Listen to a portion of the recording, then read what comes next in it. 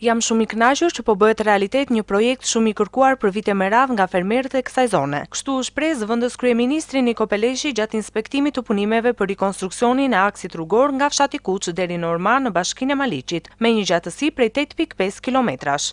Unë jam sot në Rëmbec, në fakt jam duke vizituar të gjithë fshatrat, 4-5 fshatrat që kap një investim i bashkisë me mbështetjen e qeverisë shqiptare, Fondi i Zhvillimit të Rajoneve.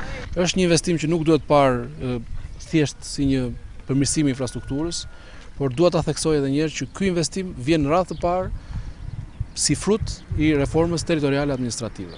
Kur kemi folur për reformën, nuk kanë qenë slogane, kanë qenë realisht një vizion i cili sot po funksionon.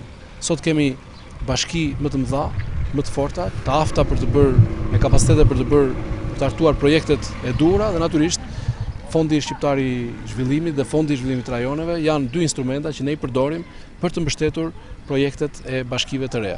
Ky investim do të ndihmojë ekonominë e banorëve, theksoi ndër të tjera zëvendës kryeministri Niko Peleshi. Kjo rrugë, siç e thash, nuk është thjesht një rrugë që bën më komode jetën e banorëve të këtyre fshatrave, janë rreth 8000 banorë që preken nga kjo rrugë. Kjo është një rrugë që i shërben radh të parë ekonomive të tyre lokale.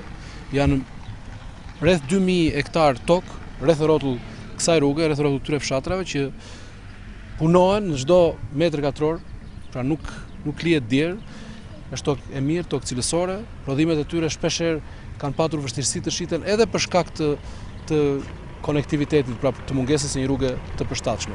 Nga ana e tyre, banorët shprehen mirënjohjen që pas kaq shumë vitesh po ju jep zgjidhje problemeve të rrugëve në këto fshatra. Jemi të kënaqur me investimet që po bën shteti për neve. Si ju duket ky projekt? Shumë i mirë, shumë i mirë.